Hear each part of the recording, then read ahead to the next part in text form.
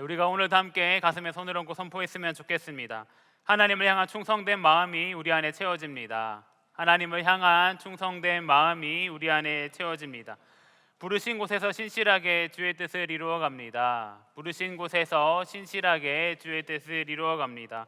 충성과 믿음으로 공동체를 든든히 세워갑니다. 충성과 믿음으로 공동체를 든든히 세워갑니다. 아멘. 언제나 이 고백대로 살아가는 우리 동안의 채움 이름 세움 될 수 있기를 소망합니다. 우리는 계속해서 사도신경에 나오는 신앙 고백들을 이제 중심으로 함께 말씀을 나누고 있습니다. 지난주에 몸의 부활을 믿는 가운데 하나님께서 우리 가운데 맡기신 오늘이라는 산 가운데에서 하나님을 예배하는 삶을 살기로 결단하였습니다. 그 결단의 고백이 지난 한 주뿐만 아니라 우리 평생의 고백이 될 수 있기를 소망합니다.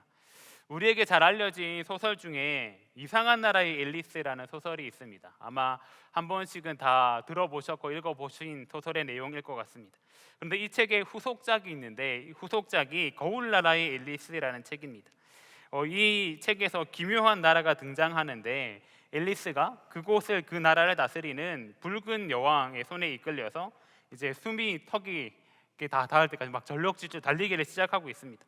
그런데 아무리 땀을 흘리면서 열심히 달려도 이 주변 풍경이 전혀 바뀌지 않고 자기가 그 자리 제자리에 있는 거예요. 그래서 이제 지쳐버린 앨리스가 이 붉은 여왕에게 질문을 합니다. 우리나라에서는 그렇게 오랫동안 달리면 되게 어딘가에 닿게 되거든요. 어디론가 이동하게 되거든요 라고 질문합니다. 그러자 이제 붉은 여왕이 이렇게 이야기합니다. 느려 터진 나라로군. 이제 너도 알겠지만 여기서는 같은 곳에 있으려면 쉬지 않고 힘껏 달려야만 해. 어딘가 다른 데로 가고 싶으면 적어도 그보다 2곱절은 빨리 달려야 하고, 쉼 없이 달리기를 해야지만 제자리를 유지할 수 있고 다른 곳으로 이동하려면은 2곱절은 더 빨리 뛰어야 된다라고 이야기하고 있습니다. 이 생물학계나 경제학계에서는 이 에피소드를 빌려와서 끊임없이 경쟁해야지 겨우 살아남을 수 있는 현상을 가리켜 붉은 여왕 가설이라고 부르기도 합니다. 그런데 오늘날 우리가 이 땅을 살아가고 있는 우리 청년들의 삶을 가만 들여다보면 이 붉은 여왕이 가설이 떠오르고 오는 것 같습니다. 우리는 어릴 때부터 멈추면 큰일 난다 라고 배웠습니다. 남들에게 뒤처지지 않기 위해서 그저 평범하게 제자리를 유지하기 위해서 영혼을 끌어모아서 열심히 달려야 된다, 뛰어야 된다라고 이야기를 듣고 배웠습니다. 그렇게 열심히 달리는데 내 주변 환경은 전혀 바뀌지 않는 것처럼 보입니다. 남들보다 한 걸음이라도 더 앞서 나가려면은 지금보다 2배는 더 열심히 달려야 된다라는 이 세상의 압박이 우리를 극도의 피로함과 번아웃에 몰아넣는 것만 같습니다. 내가 달리는 것을 멈추면은 내 인생은 한없이 뒤처질 것만 같다라는 두려움이 우리 내면 가운데 있다라는 것이지요. 그런데 오늘 우리 사도신경의 마지막 고백에서는 나는 영생을 믿습니다라고 고백하는 것을 보게 됩니다. 그러니까 이 앞의 이야기와 나는 영생을 믿는다라는 고백을 연결하여서 생각해 보면 놀라운 마음이 듭니다. 이 세상이 말하는 영생은 그저 이 피곤한 달리기, 힘든 달리기가 이 죽을 때까지, 아니 죽어서도 계속 반복되는 것이 아닌가라는 생각이 들 수도 있기 때문입니다. 하지만 성경이 말하는 영생은 우리를 올가면 이 두려운 생존 경쟁을 계속해서 이어나가는 것이 아니라 이 경쟁을 모두 다 완전히 끝내버리고 하나님께서 주시는 완전한 안식을 누리는 것을 의미합니다. 즉 영생을 고백한다라는 것은 내 인생의 성패가, 나의 가치가 남들보다 더 얼마나 빨리 달리느냐에 달려있는 것이 아니라 나의 최종 결론은 이미 어린 양 예수 그리스도의 승리로 끝나 있고 가장 아름다운 해피엔딩으로 끝나 있기 때문에 그 완성된 그 이야기를 우리의 신앙으로, 우리의 삶으로 고백한다라는 것이죠. 그렇기 때문에 영생을 고백하는 사람들은 이 끝없는 경쟁을 드디어 멈출 수 있게 됩니다. 세상에 아무리 더 빨리 달릴 것을 이야기한다 하더라도 그 이야기에 반응하지 않는다라는 것이죠. 두려워하거나 이런 것에 휩쓸려 하지 않고 하나님께서 오늘 하루에 나에게 주신 그 일에 묵묵히 이제 최선을 다하고 살아낼 수 있다라는 것입니다. 오늘 영생을 믿는 것을 고백하는 가운데에 우리의 숨통을 조이고 있는 이 붉은 여왕의 달리기에서 벗어나서 영생을 소망하는 삶이 어떤 것인지 함께 나누기 원합니다. 더 나아가서 이 영생에 대한 고백이 오늘날 무한한 달리기 세상을 살아가는 우리 일상 가운데에 어떤 영향을 미칠 수 있는지도 함께 나누기 원합니다. 먼저는 오늘 본문인 요한계시록 22장이 어떤 배경하에서 쓰였는지 알 필요가 있습니다. 여러분들은 요한계시록 하면은 어떤 생각이 드시나요? 이 무시무시한 종말에 관련된 내용이나 두려운 심판의 책으로 생각하기가 쉽습니다. 또 신천지와 같은 이단들이 이제 다루는 책이라고 생각하기도 합니다. 그러나 요한계시록의 진정한 목적은 1세기 후반 이 로마 제국의 이제 억압 아래서 하루하루 힘들게 신앙생활을 지켜나가고 있던 이제 신앙인들을 향한 위로와 소망의 책입니다. 당시 로마 황제는 도미티아누스라는 사람이었는데요. 자신을 이제 왕을 가리켜서 주와 하나님이라고 부르도록 강요하던 시기였습니다. 이 황제의 숭배를 거부하던 그리스도인들은 경제적인 활동에서 배제되었고요. 이제 사회적인 조롱의 대상이 되기도 하였고요. 심지어는 목숨을 잃기도 하는 것이 그리스도인들의 신앙의 모습이었습니다. 요한계시록의 저자인 사도 요한 역시 황제의 숭배를 거부하며 예수님만 우리의 주인 되신다라고 고백하다가 지금 반보섬에 유배되어서 요한계시록을 작성하고 있습니다. 이 반보섬이 이 돌로 이루어진 섬인데요. 당시 유배되었던 사람들은 매일 채석장에서 돌을 캐는 이제 노동을 하여야만 했습니다. 이 요한계시록을 작성했을 때 이 사도 요한의 나이가 90세 전후였을 것으로 추정되는데, 이 늙은 나이에 이렇게 힘든 노동을 하는 가운데 이 끝이 없어 보이는 상황, 이거 로마 제국은 영원할 것 같다 보이는 이 상황들, 눈앞에 펼쳐진 상황은 객관적으로 보면은 어둠이고 밤인 상황이었습니다. 그러나 사도 요한은 다른 이야기를 하고 있다라는 것이지요. 그런데 과연 로마 제국만 그럴까요? 오늘날로 이야기하면 이 시대를 장악하고 있는 거대한 자본주의 시스템들과 또 도저히 넘볼 수 없을 것만 같은 사회적인 장벽들 앞에서 좌절하고 있는 우리의 모습이 마치 반보섬에 있는 그 당시 신앙인의 모습이 아닌가 싶습니다. 그렇기 때문에 신앙생활 하다 보면 이런 건 질문들이 들기도 합니다. 과연 믿음으로 살아간다라는 것이 어떤 의미가 있는가? 세상의 가치를 따라 살아가는 것이 더 지혜로운 모습이 아닌가라는 이 질문 때문에 수많은 사람들이 흔들리고 좌절하고 넘어지곤 합니다. 그러나 바로 이 칠흑 같은 어둠 가운데에서 하나님께서는 하늘의 문을 여시고 요한을 통하여서 인류 역사의 최종 결말이 어떠한지를 알려주고 계신 것입니다. 영원할 것 같았던 로마 제국, 영원할 것 같았던 세상의 가치는 모두 다 무너져 없어져 버리고 어린 양이신 예수 그리스도의 최종적인 승리가 우리 가운데 있다라는 것입니다. 그리고 그 어린 양의 최종적인 승리가 우리 가운데 있을 때 하나님께서 우리 삶을 친히 다스려 주신다라는 것입니다. 오늘 우리가 함께 읽었던 요한계시록 22장 1절에서 5절은 그 하나님의 놀라운 약속의 최고조에 이른 것이고 성경의 최종 결론이다라고 할 수 있습니다. 하나님께서는 이 땅을 처음에 창조하시고 뭐라 말씀하셨나요? 보시기에 좋았더라. 인간을 보시기에는 보시기 심히 좋았더라라고 말씀하셨지만 인간의 죄악으로 말미암아 이 모든 것이 상실되고 없어져 버렸는데 이 모습이 어떻게 회복되는지를 하나님께서 친히 보여주시는 것입니다. 이런 회복의 비전은 1세기 로마 그 당시를 살아가고 있던 성도들 가운데에 로마의 압제에 굴복하지 말라, 우리의 최종 승리는 어린 양 예수 그리스도의 승리다라를 선포하면서 이 저항할 수 없는 동력이 되었습니다. 그리고 오늘날 이 세상의 거대한 벽 앞에 무력감을 느끼며 쉼없이 달리기를 하고 있는 우리를 향하여서도 어떻게 현실을 이겨낼 수 있을지 약속해 주시는 하나님의 약속이라고 할 수 있습니다. 그렇다면 영생을 믿는다라고 고백하는 것이 우리 삶에 어떤 영향이 있을지 함께 나누기 원하는데요. 첫 번째로 영생을 믿는다라는 것은 저주가 끝난 자리에 흐르는 생명을 고백하는 것입니다. 우리 다 함께 3절 말씀을 한 목소리를 봉독하겠습니다. 시작. 다시 저주가 없으며 하나님과 그 어린 양의 보좌가 그 가운데에 있으리니 그의 종들이 그를 섬기며. 아멘.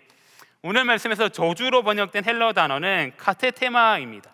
이 말은 단순히 저주라고 해서 누군가에게 악담, 나쁜 말을 퍼붓는 것을 의미하는 것이 아니라 본래 의미는 완전히 멸망하도록 내어버려진 상태를 뜻하고요. 더 정확하게는 하나님과의 관계가 끊어져서 파괴된 것을 의미합니다. 성경에서 처음 저주가 나오는 곳이 어딘지 찾아보면은 창세기 3장입니다. 아담과 하와가 범죄하여서 하나님을 떠났을 때 하나님께서는 그 땅 가운데 저주가 임했다라고 말씀하시는데요. 창세기 3장 17절에 이렇게 기록하고 있습니다. 아담에게 이르시되 내가 내 아내의 말을 듣고 내가 내게 먹지 말라 한 나무의 열매를 먹었은즉 땅은 너로 말미암아 저주를 받고 너는 내 평생에 수고하여야 그 소산을 먹으리라. 아멘. 이 아담이 하나님께서 먹지 말라라고 명령하셨던 선악을 알게 하는 나무의 열매를 먹음으로 말미암아 범죄하였습니다. 이로 인하여서 하나님과 우리 사이가 멀어지게 되었고, 하나님께서 처음 주셨던 복을 누리는 것이 아니라 저주 가운데 살아가게 되었습니다. 저주의 결과가 무엇인가요? 이 창세기 3장의 앞뒤 전후의 말씀을 보게 되면은 땅이 가시덤불과 엉겅퀴를 내기 시작하였고, 인간은 땀을 흘려야만 소산을 얻을 수 있었고, 해산의 고통이 찾아왔습니다. 하지만 이 모든 저주를 뛰어넘는 저주는 생명의 근원 되시는 하나님과 우리 사이가 단절되었다라는 것입니다. 그런데 오늘 본문 말씀 가운데에서 다시는 저주가 없다라고 말하고 있습니다.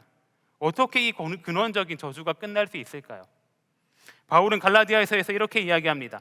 그리스도께서 우리를 위하여 저주를 받으신 바 되사 율법의 저주에서 우리를 속량하셨으니 기록된 바 나무에 달린 자마다 저주 아래에 있는 자라 하였습니다.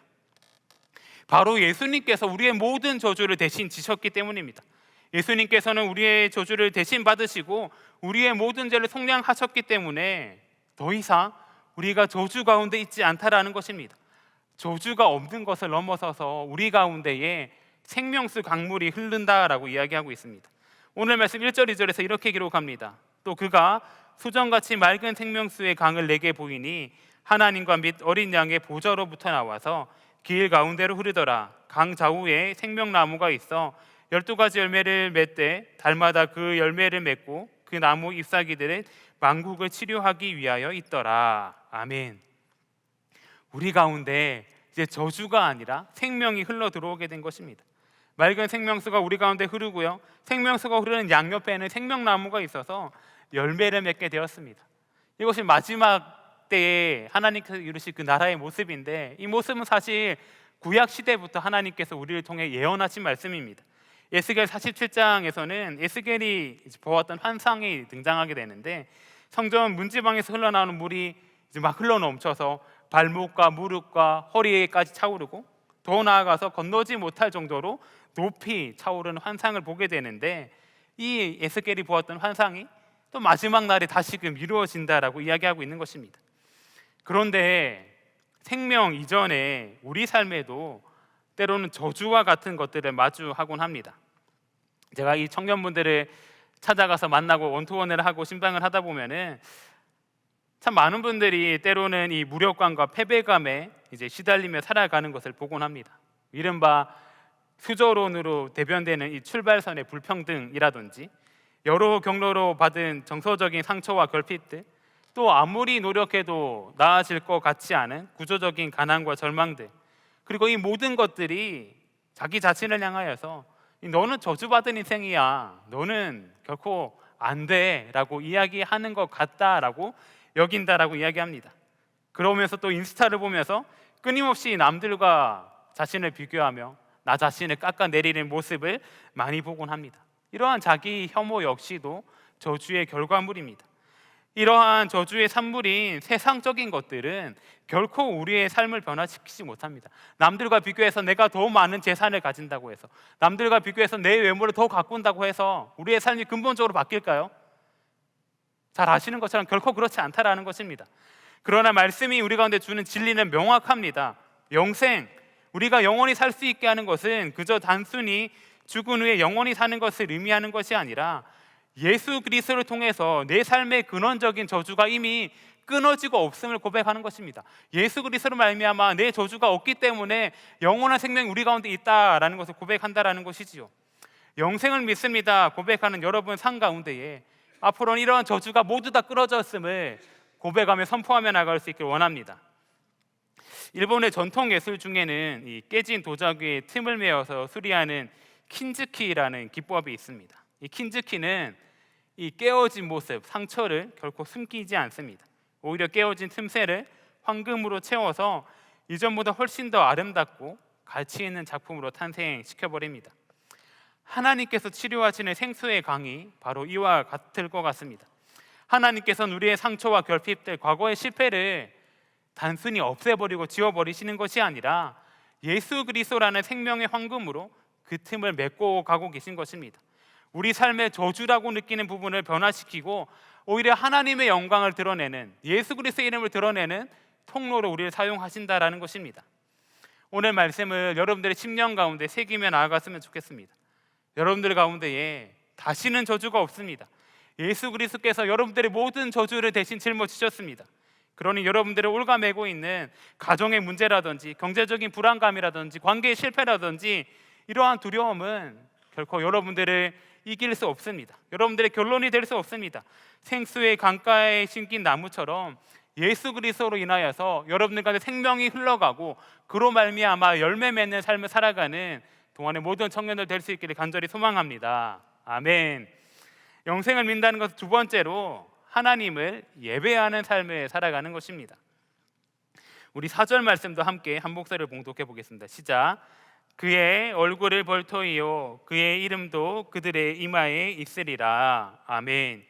이 4절에서는 이 앞서 나온 영생을 누리는 자들이 얻게 되는 특권이 어떤 것인지를 기록을 하고 있습니다.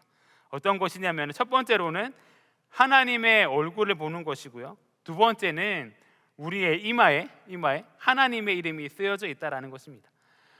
먼저 그의 얼굴을 본다, 하나님의 얼굴을 본다라고 이야기하고 있습니다. 이 피조물이 창조주 되시는 하나님의 얼굴을 본다라는 것은 엄청난 일입니다. 출애굽기 33장에 보면은 이 모세가 하나님을 향하여서 하나님의 영광을 보여주십시오라고 이야기하는데 하나님께서 뭐라 말씀하시냐면 이렇게 말씀하십니다. 또 이르시되 내가 내 얼굴을 보지 못하리니 나를 보고 살 자가 없음이니라. 모세를 향하여서 하나님의 얼굴을 결코 보지 못한다라고 말씀하십니다. 너무나도 거룩하신 하나님의 얼굴을 인간이 만나게 될 때, 배우게 되었을 때 죽을 수밖에 없기 때문입니다. 오직 1년에 단 한 번 대제사장만이 이 피를 가지고 지성소에 들어가서 하나님의 얼굴을 보는 것도 아니고 하나님의 임재를 희미하게나마 경험할 뿐이었습니다. 그마저도 그 거룩하신 하나님을 배우기 위해서 준비하는 절차가 어마어마하였습니다. 하나님뿐만 아니죠. 사실 고대 사회에서 왕의 얼굴을 아련한다라는 것은 가장 충성되고 가장 높은 지위를 가진 사람들에게만 허락된 것이었습니다. 일반 사람들이 내가 왕을 좀 볼 테니 뵙겠습니다 라고 했을 때 그 일이 가당kin 한 일이었을까요? 그렇지 않은 것입니다. 그런데 주님이 주시는 영생 안에서 우리 모든 성도들, 모든 자들이 하나님의 얼굴을 거리낌 없이 볼 수 있게 된다라고 이야기합니다. 이것은 하나님과의 완전한 사귐, 하나님과의 완전한 친밀함을 이야기하는 것입니다. 또한 우리들의 이마 위에 하나님의 이름이 새겨져 있다라고 이야기합니다. 사실 이 이름은 요한계시록 전체를 관통하는 주제가 되기도 합니다. 그래서 우리 가운데 누구의 이름이 쓰여져 있는지를 중요하게 봅니다. 그래서 요한계시록 13장에서는 적그리스도로 표현되는 짐승이 사람들의 오른손이나 이마에 짐승의 표를 받게 한다라고 이야기합니다. 그리고 이 표가 없으면은 매매, 물건을 사고 파는 것도 못한다라고 이야기합니다. 이 철저히 경제적이고 사회적인 생존을 담보로 하여서 이 짐승, 이 사탄의 소유됨을 강조하고 있는 것입니다. 그런데 요한계시록 14장과 오늘 22장에서는 끝까지 믿음을 지킨 자에게 이 짐승의 표가 아니라 그들의 이마 가운데 어린 양의 이름과 그 아버지의 이름이 선명하게 새겨져 있다라고 이야기하고 있습니다. 우리가 잘 알고 있듯이 이름이 새겨져 있다라는 것은 그것이 누구의 소유물인지를 잘 보여주는 것입니다. 그러니 짐승의 표가 세상의 노예됨을 이야기한다면 하나님의 이름이 우리 이마에 쓰여져 있다라는 것은 우리가 창조주 하나님의 소유이며 하나님과 이제 연합됨, 하나님의 것이다를 당당하게 드러내는 것입니다. 이 달라스 신학교에서 총장까지 역임하셨던 존 월부드 교수는 우리가 하나님의 얼굴을 마주하고 우리 이마에 하나님의 이름이 써 있는 것을 가리켜서 우리가 하나님의 이너서클이 되었다라고 표현하기도 하였습니다. 우리가 영생을 누릴 때에 하나님 나라 가운데에서 우리가 하나님 주변을 겉도는 외부 집단이 아니라 하나님과 가장 가까운 곳에서 교제를 나누고 하나님과 함께하는 이 이너서클이 되었다라는 것입니다. 계속해서 창세기 이야기를 하고자 하는데요, 하나님의 형상을 따라 지음받았던 아담과 하와는 하나님과의 친밀한 교제를 나누었습니다. 하나님과 얼굴을 대면하여 보았습니다. 그런데 이 사탄의 유혹에 넘어가게 된 후 그들이 처음 하였던 것은 하나님을 두려워하여서 숨었던 것입니다. 하나님 얼굴 마주하기를 피하였던 것입니다. 그리고 그 이후에 이 아담의 자손된 우리들은 하나님의 얼굴을 배울 수 없는 존재들이었습니다. 그런데 마지막 날 그 모든 저주가 사라지고 하나님의 얼굴을 배울 수 있다라는 것입니다. 하나님의 자녀 되었다고 우리가 당당하게 이야기할 수 있다, 이름이 새겨져 있다라는 것을 이야기합니다. 이 모습이 바로 이 마지막 날 영생을 누릴 때에 우리가 살아가는 우리의 정체성이라 할 수 있습니다. 우리가 하나님의 자녀 된다는, 하나님과 얼굴을 대면한다는, 하나님의 이름이 우리 이마에 새겨져 있다는 이 정체성을 분명하게 기억하며 나갈 수 있길 소망합니다. 이 말씀을 우리 가슴에 새기며 나갔으면 좋겠습니다. 오늘날 우리가 살아가는 세상은 세상의 가치들로 우리의 정체성을 규정하려 합니다. 그리고 우리는 나의 가치를 증명하기 위해서 필사적으로 세상이 요구하는 이름을 우리 이마에 붙이려고 합니다. 이 생존을 핑계 삼아서 짐승의 표를 우리 이마에 새기려고 타협하며 살아가고 있다라는 것입니다. 하지만 오늘 말씀은 우리의 진정한 가치가 어디에 있는지 분명하게 이야기하고 있습니다. 우리는 하나님과 얼굴을 대면하고 있는 존재이며 우리의 이마에는 창조주 되시는 하나님의 이름이 새겨져 있습니다. 그렇다면 우리는 이 세상을 어떻게 살아가야 될까요? 우리가 어떤 삶을 살아가야 될지 바로 앞절인 3절에 나오고 있는데요, 이렇게 기록되어 있습니다. 다시 저주가 없으며 하나님과 그 어린 양의 보좌가 그 가운데 있으리니 그의 종들이 그를 섬기며. 우리가 무엇을 만나고 있는지가 내가 무엇을 섬기고 있는지를 결정합니다. 우리 이마에 무엇이 새겨져 있는지가 내가 무엇을 섬기고 있는지를 결정합니다. 우리가 세상의 것을 자주 만나고 있다면 세상의 것을 섬기는 것입니다. 우리 이마에 세상의 것이 새겨져 있다면 세상을 섬기고 있다라는 것입니다. 여러분들은 지금 어떤 것들을 만나고 계십니까? 여러분들의 이마에는 지금 어떤 이름이 새겨져 있으십니까? 우리 이마에 하나님이 새겨져 있다면, 우리가 하나님을 자주 만난다면 우리가 하나님을 섬기고 있다라는 것입니다. 여기서 말하는 섬기다라는 것은 다른 말로 표현한다면 하나님을 예배한다입니다. 바꾸어서 이야기한다면 하나님을 예배한다라는 것은 하나님의 얼굴을 대면한다라는 것이고요, 또 하나님을 예배한다라는 것은 우리 이마 가운데 하나님의 이름이 새겨져 있는 것을 고백한다라는 것입니다. 그렇기 때문에 우리가 이렇게 모여서 예배하는 것은 단순히 종교적인 의식이 아니라 내가 하나님과 얼굴을 마주하겠습니다, 내 이름이 내 이마 가운데 하나님의 이름이 새겨져 있기 때문에 나는 하나님의 소유입니다를 고백하며 나아가는 것입니다. 그렇기 때문에 매주 또 매일의 삶 가운데서 하나님을 예배할 때마다 하나님을 만나고 내가 나의 것이 아니라 하나님의 소유됨을 고백하며 나아갈 수 있기를 소망합니다.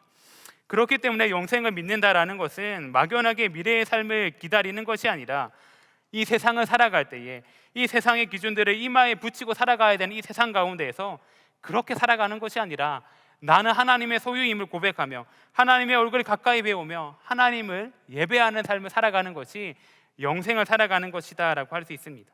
여러분들의 삶이 그러한 예배의 삶이 될 수 있기를 간절히 소망합니다. 마지막 세 번째로 영생을 믿는다라는 것은 영혼의 빛으로 왕노릇하는 삶을 살아가는 것입니다. 영생에 대한 마지막 묘사가 5절에 기록되어 있는데요, 우리 5절 말씀도 함께 한 목소리를 봉독하겠습니다. 시작. 다시 밤이 없겠고 등불과 햇빛이 쓸데없으니 이는 주 하나님이 그들에게 빛이심이라 그들이 세세토록 왕노릇 하리로다. 아멘. 영생을 표현하는 마지막 이 모습이 왕노릇 한다라고 기록을 하고 있습니다. 이 왕노릇 한다라는 것이 어떤 의미일까요?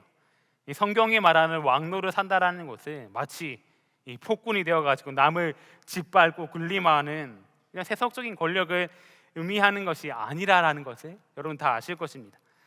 이 모습이 어떤 모습이냐면은 이 창세기 1장의 모습을 회복한다라는 의미가 있습니다. 성경의 마지막 장에서 성경의 처음 장으로 가게 되는데 창세기 1장 26절에서 28절에 이렇게 기록되어 있죠. 하나님이 이르시되 우리의 형상을 따라 우리의 모양대로 우리가 사람을 만들고 그들로 바다의 물고기와 하늘의 새와 가축과 온 땅과 땅에 기는 모든 것을 다스리게 하자 하시고 하나님이 자기 형상 곧 하나님의 형상대로 사람을 창조하시되 남자와 여자를 창조하시고 하나님이 그들에게 복을 주시며 하나님이 그들에게 이르시되 생육하고 번성하여 땅에 충만하라 땅을 정복하라 바다의 물고기와 하늘의 새와 땅에 움직이는 모든 생물을 다스리라 하시니라. 아멘. 창세기 1장에서 하나님께서 처음 사람을 창조하시고 모든 만물을 다스리고 통치하라라고 명령하셨습니다. 그런데 인간의 죄로 말미암아 우리 인간은 이 만물을 다스리는 삶에서 역전되어서 피조물의 통치를 받는 삶으로 변하게 되었습니다.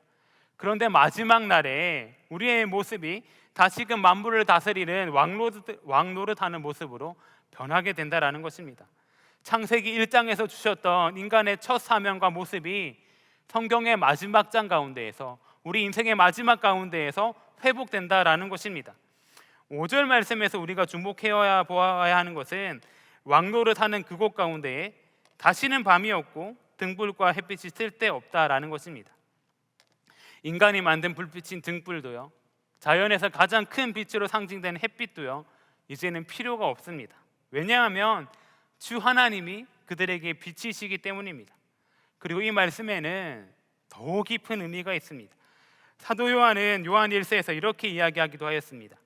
우리가 그에게서 듣고 너희에게 전하는 소식은 이것이니 곧 하나님은 빛이시라, 그에게는 어둠이 조금도 없으시다는 것이니라. 아멘. 하나님께서는 단순하게 빛을 만드시는 분이시나 불을 켜서 빛을 가지시는 분이 아니라는 것입니다. 하나님 본질 그 자체가 빛이라는 것입니다. 어둠도 없는 완전한 생명과 진리의 빛 되시는 분이 하나님이시다라고 기록을 하고 있습니다.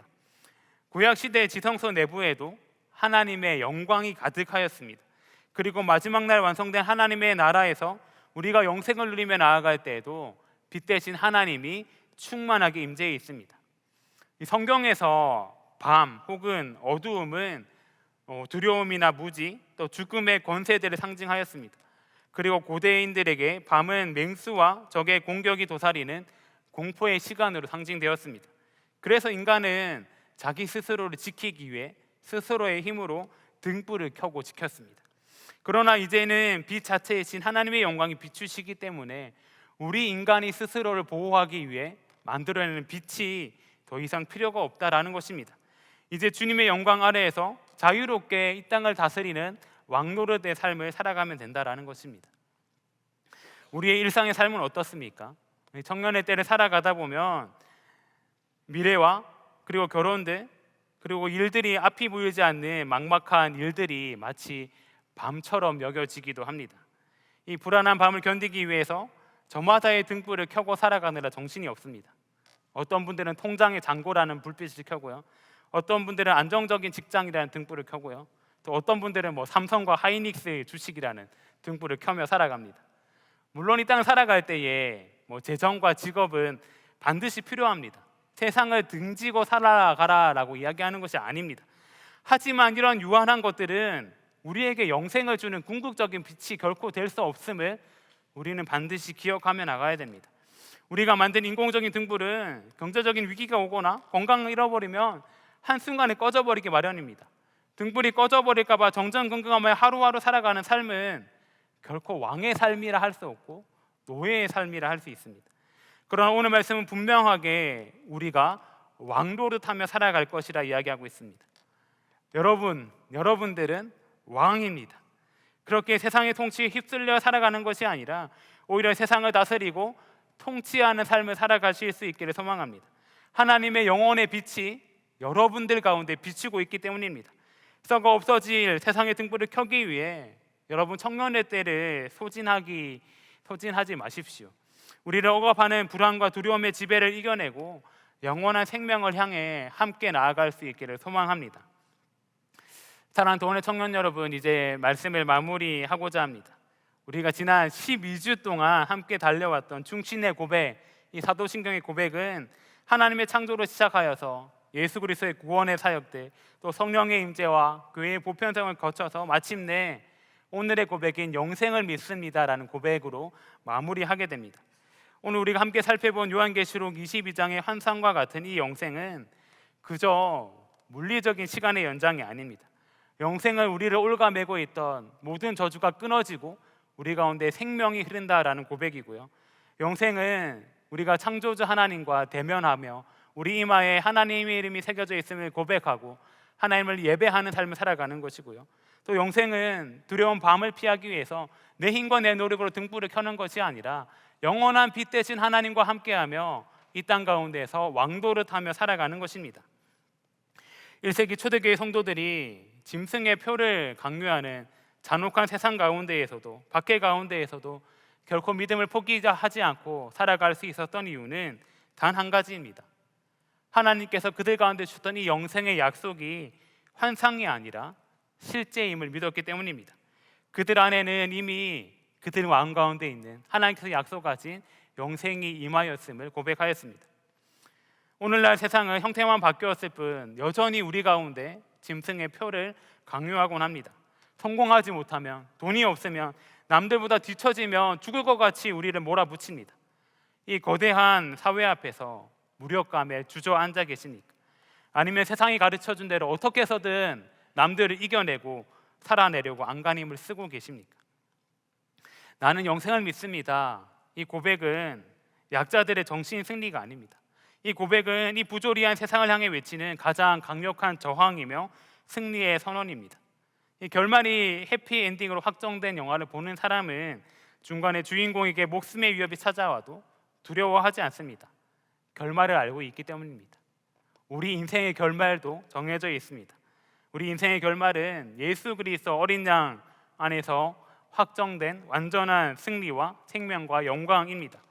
그러니 이 청년의 때를 살아갈 때에 실패를 두려워하지 말길 바랍니다. 여러분들 인생 가운데 이제는 밤이 없습니다. 그렇기 때문에 여러분들 가운데에 찾아오는 영생을 고백하는 가운데에 영원한 하나님의 소유가 되어서 왕노릇하며 살아갈 수 있기를 소망합니다. 이 사도신경의 위대한 고백이 오늘 살아가고 있는 우리의 고백이 되어서 우리의 삶을 언제나 하나님께로 이끌며 살아가는 동안의 모든 청년들 될 수 있기를 간절히 소망합니다. 아멘. 함께 기도하겠습니다. 사랑과 은혜가 충만하신 하나님 아버지, 끝없는 경쟁 가운데 달려가던 우리에게 영원한 생명이라는 참된 안식을 약속해 주시니 감사를 드립니다. 불안한 미래를 다스리기 위해 억지로 켜두었던 세상의 등불을 끌 수 있게 하여 주시고 우리의 영원한 빛 대신 그 하나님을 바라보며 살아갈 수 있게 하여 주시옵소서. 우리 이마 가운데 새겨진 하나님의 이름을 기억할 수 있게 하시고 하나님과 대면하며 하나님만 예배하며 살아갈 수 있게 하여 주시옵소서. 오늘 하루도 우리를 비추시는 하나님의 빛 안에서 왕노릇하며 살아가는 우리 모두 될 수 있게 하여 주시옵소서. 우리 주 예수 그리스도 이름으로 기도드리옵나이다. 아멘.